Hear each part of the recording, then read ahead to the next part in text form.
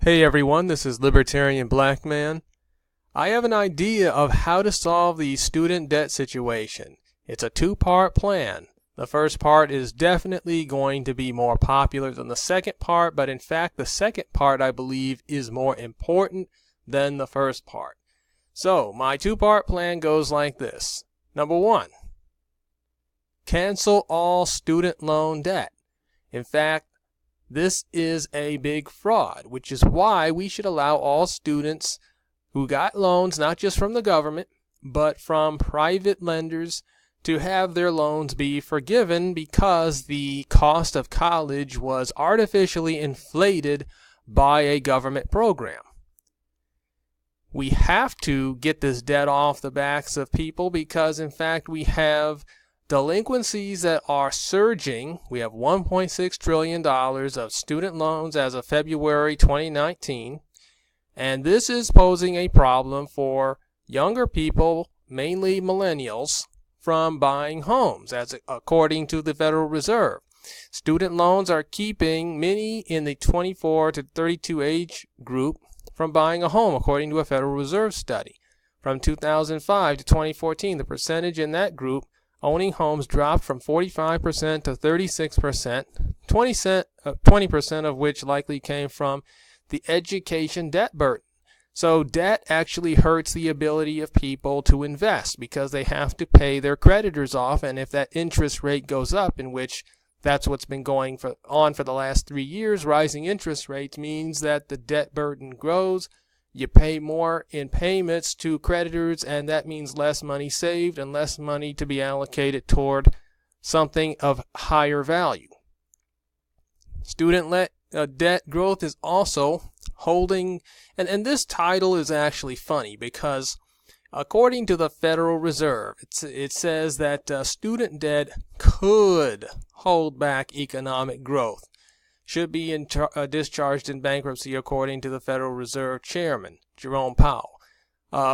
If he thinks it could hold back growth, I think he's a little bit too late. It's been holding back growth for the entire 2010s and really for the last several generations, but it exploded during this decade. So we have had a very slow rate of growth during the 2010s, not a single year in which the economy grew at 3%. In which we used to grow at 3% and higher all the time. First time ever in history in which we've gone a whole decade, and this year is not going to be as good as last year, and last year we only had 2.9% growth. So I think the Federal Reserve is kind of slow coming to the conclusion that debt holds back growth, because it holds back investment. It always has, and it always will. So, but the chief said, Federal Reserve Chairman said, we should discharge it in bankruptcy. Absolutely. Student loans are unlike any other loans. You can discharge a house and a car and a business loan, credit cards in bankruptcy. You cannot discharge student loans in bankruptcy because of how the law was changed starting in the 70s and going through the 1990s and 2000s.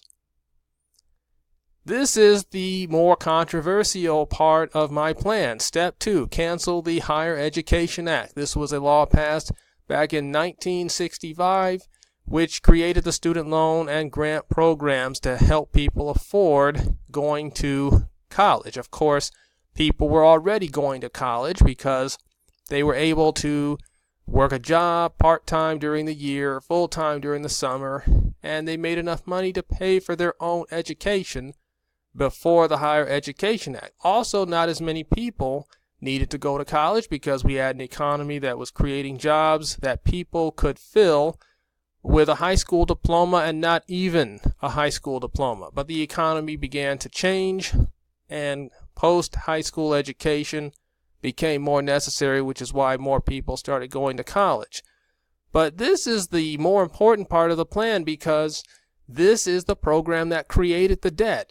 Government began to subsidize tuition through students taking out loans to pay for college, and so the colleges raise tuition, and they know they're going to get paid because the government backs their tuition hikes, so they keep hiking tuition, and that's why the growth of tuition over the past several years looks like this, pretty much a 45-degree angle up. from 2006 to 2018, the total outstanding student loans surged over 200% from $521 billion to $1.5 trillion.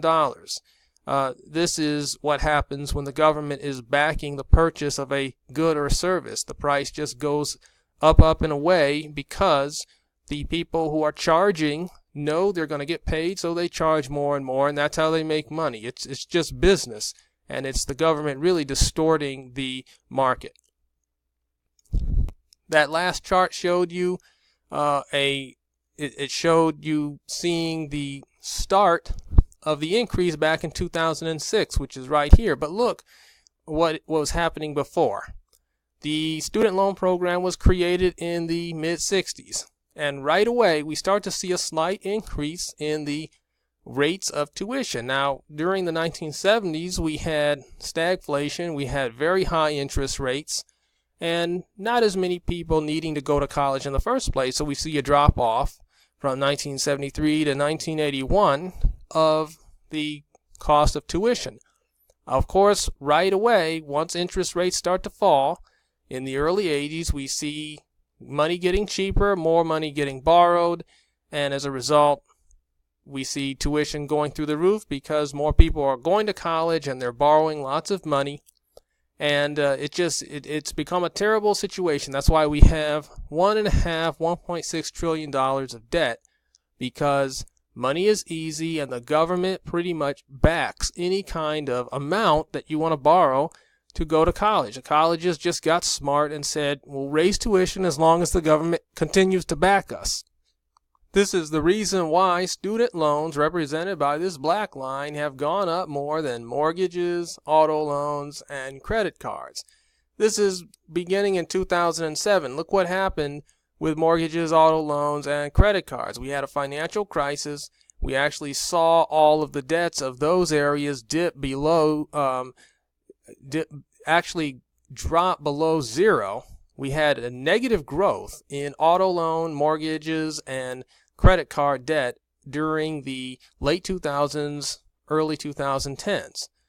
But student loans didn't miss a beat. They just kept going up, the 45-degree angle. It didn't matter if there was a financial crisis. The government continued to pay for tuition costs during that time period, which is the reason why we have such a distortion in the college tuition market. As you can see, auto loans have definitely surged over the past 7 years, and mortgages and mortgages and credit cards have also come back, but they're still about where they were in 2007 in terms of an increase from where they were before. But student loans have gone up 160%, auto loans about 55%, and mortgages, credit cards 0%. But this is what happens when the government financially backs something. It doesn't matter what's going on in the economy, financial crisis or booming growth, you get an explosion of debt. And the more it backs it, the more the government, the more debt you see. And most of this is on the backs of millennials. You have some Gen Xers in here and some people in the Gen Z population. That's people born from 1996 to 2010. But this is why we have to end the student loan program, because the government is backing it by over $100 billion a year that the government is spending on financing the college tuition of students. Many of these students actually drop out of college and do not complete their 4-year or 5-year or even 6-year length of education. They weren't supposed to be in college anyway. The culture has told them they need to go to get a good job, but we've seen many times that people who have not gone to college have been successful. College is necessary for certain occupations, not necessary for others.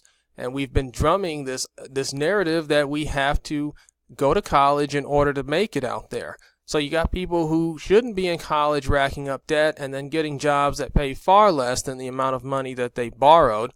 And this hurts their ability to buy a house and puts them in a situation they can't even have kids, or they don't want to have as many kids as they were thinking they were going to be able to do, because they cannot afford to pay for that, plus payments to the government or banks or whoever they borrowed from, with rising interest rates making the situation worse. I talk about the burden of not only debt from student loans, but debt from all kinds of loans in my book, Say No to Big Government, My Case for Maximum Freedom. Big government is the reason why this country is in so much debt and is unable to get itself out of debt. Every year for the past 50 years, the national debt has continued to climb.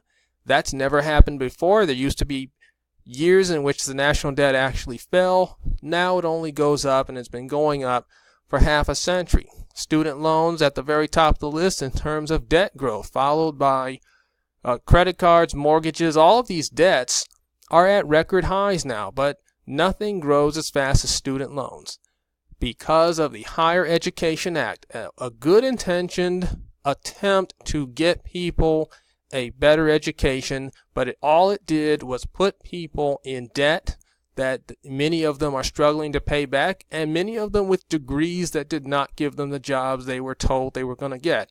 So, two-step plan. Let's cancel all this debt that they have racked up because it was a scam. The government ended up boosting the tuition payments, the tuition rates of colleges through these subsidies, through these loans and grants.